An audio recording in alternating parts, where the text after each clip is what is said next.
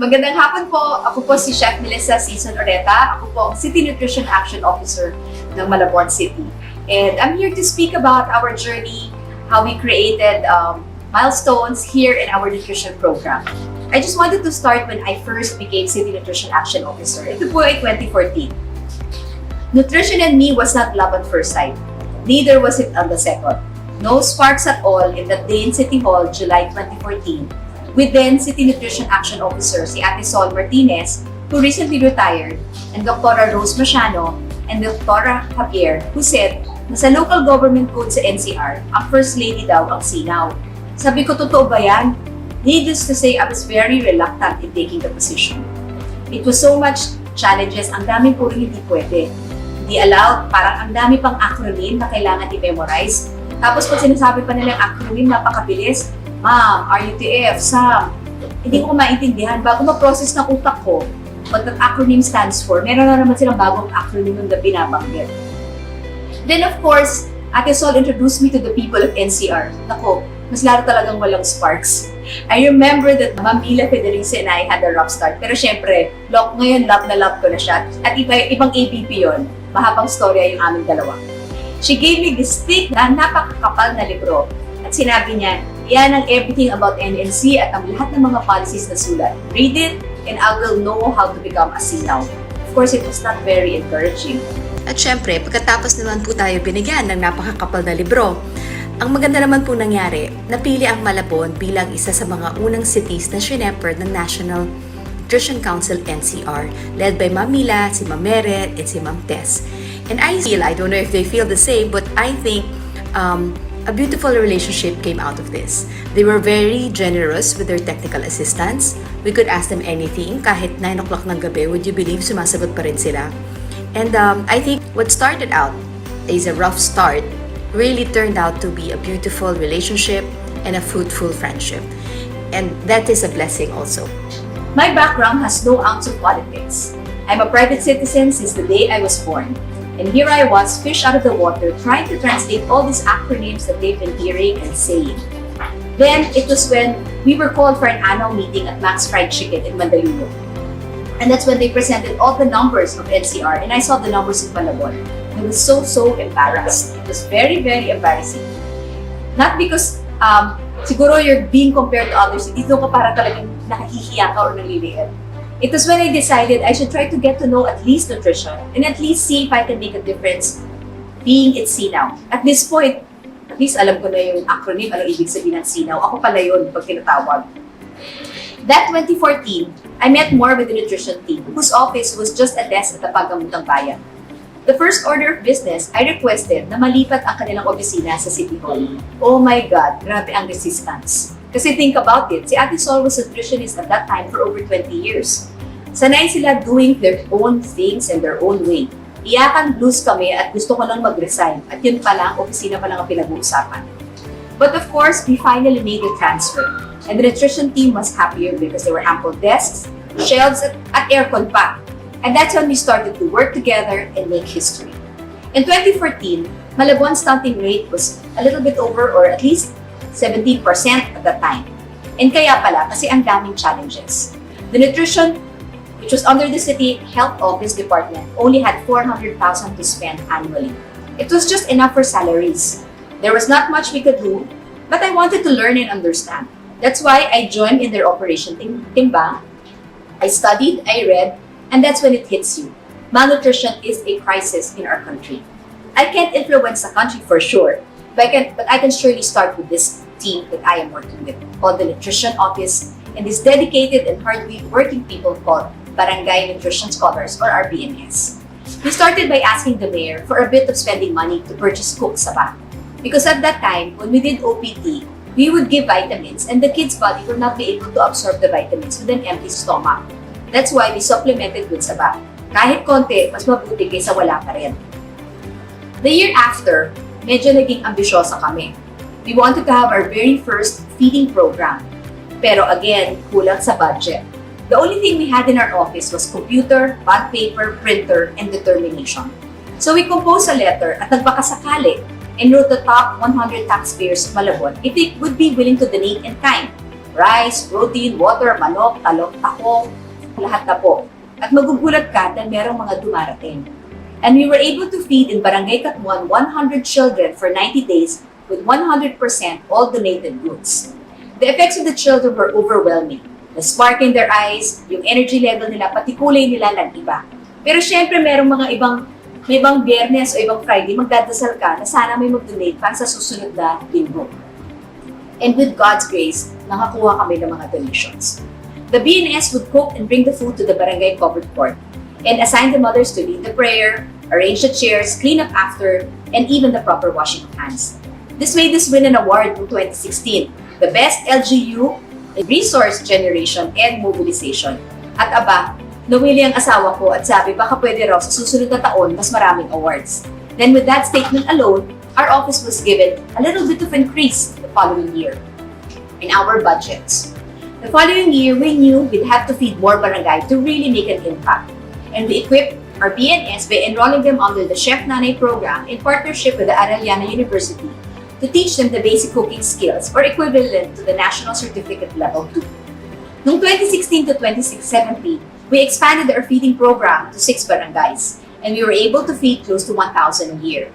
The city supplied the rice, and we continued to solicit protein and vegetables. At the end of the 90 days, we created a graduation ceremony and created awards for Nanay and Chikiting, sino ang perfect attendance at sino pinakamalaki ang improvement. Throughout the 90-day feeding, we would also give small prizes to mothers na nakaka-complete every 30 days. This was our way of encouraging them to participate more actively at para tigilan ng kanilang mga bingo at tong hits at dalhin ng mga anak sa feeding centers. We also activated the BNAO or the Barangay Nutrition Action Officers, and they developed improvements and innovations in each of their barangays. As we were expanding, our BNS were physically tired and drained because they would market, cook, deliver, monitor, and write reports all at the same time. Noong 2018 to 2019, at syempre, dumami ng awards namin, Most Innovative Nutrition Program Implementation at Certificate of Quality Nutrition. Of course, our targets ay lumalaki. At dito, nagbunga ang KKC or ang karinderya para sa kalusugan ni Chikiting.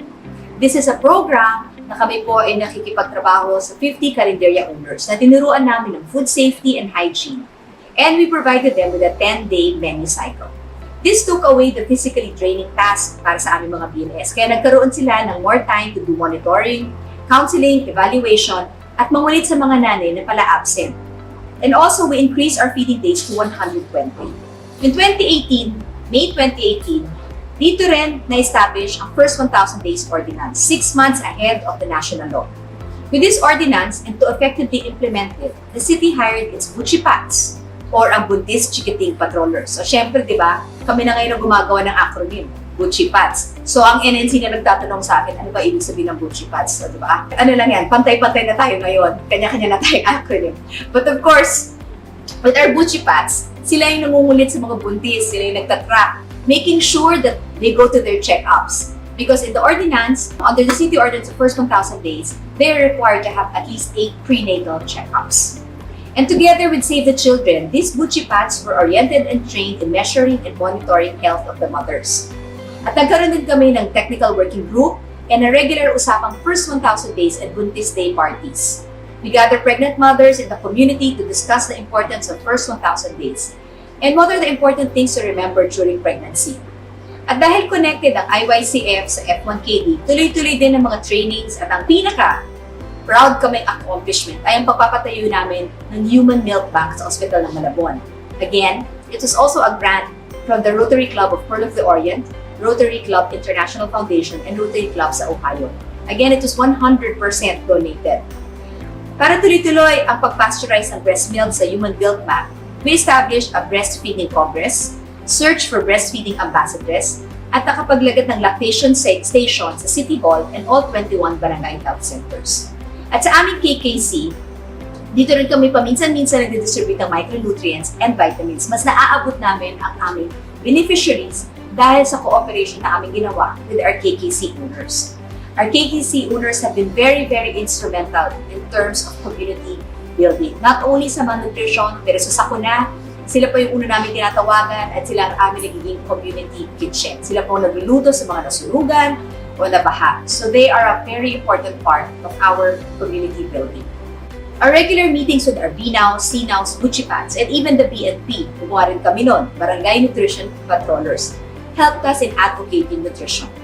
Ang magandang nangyari, dahil sa aming KKC, dumami ang aming stakeholders. Kumbaga, sila ang aming naging informal advocacies. Sila po ngayon pag sila po ay nakikipagkwentuhan, they can speak about nutrition comfortably because they are very aware of what our programs are, because they are at the center of it.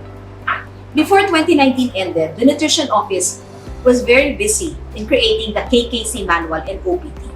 Ang dami nagtatanong, bakit kami magsusulat ang OPT? Meron namang OPT guidelines galing sa NNC. Ang pinaiba namin sa aming OPT, meron kaming papremyo. Bawat timbang ng bata, meron isang raffle ticket si nanay. Because we noticed, para mas tumaas ang aming percentage or ang coverage ng aming operation timbang, kailangan meron kaming pang-inganyo sa mga nanay. And this worked very well. At sa katapusan ng aming operation timbang, kami po ay nag-FB Live and we gave mga bigas, make-up, minsan cellphone kung merong mga nagdo-donate. But the KKC Manual, for me, was our greatest accomplishment because we wanted to share this with everyone. We feel that this format can easily be replicated around the country. I think we even shared it and submitted it to the NNC, NCR, and shared it with fellow nutrition action officers. At dahil sa aming KKC, tumaas na rin ang awareness ng mga tao tungkol sa nutrition. And of course, ang mga BNS natin, talagang on time na nagsasubmit kasi wala na sa kanila yung physical task of feeding or supplementary feeding. At nung kami nagkamalaking sulong, ang KKC rin ang aming naging community kitchen. Hindi lang naging beneficiaries ang malnourished children, pero pati na rin ang kabuhayan ng bawat karinderya. It's true when they say that there is progress when it comes to reducing malnourishment. Oftentimes, when we are faced with data, when they present us, hindi tayo makarelate na paano kung pagandahin natin ang nutrisyon, gaganda ang kabuhayan ng isang tao. And I think KKC proved that. It was a direct benefit. And the KKC owners directly feel this because their income increased. We paid them 30 pesos per meal on a 10-day cycles. And they nag the mothers to bring their children because they get paid by the number of attendees. So it solved two birds in one stone.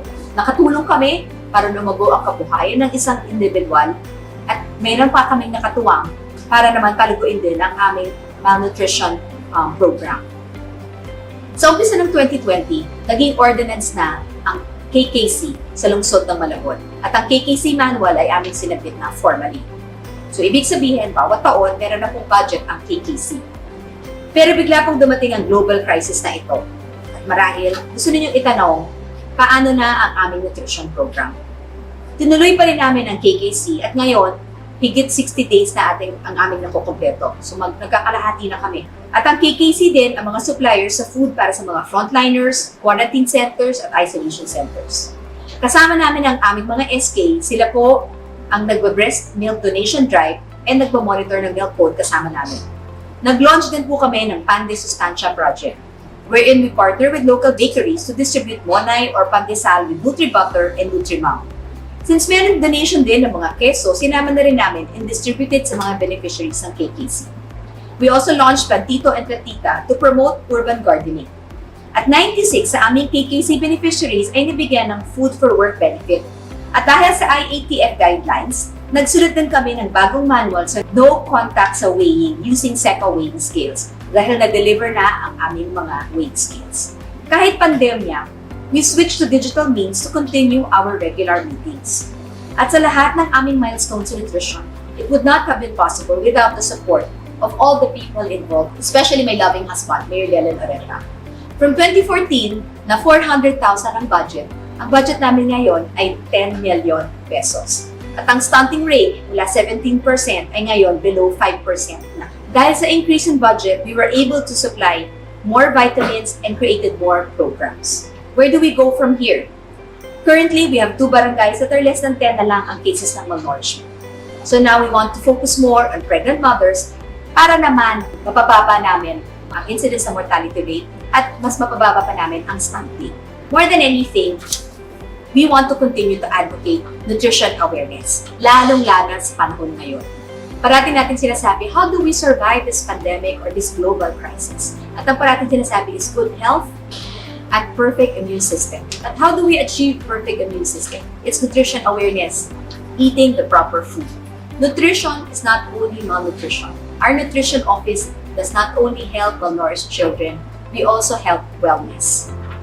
Our office is always present in crisis meetings because nutrition has been the center of almost all the programs the city promotes. More than the underweight that we made into normal, we feel that our greatest fulfillment comes from everyone's willingness to do something for nutrition.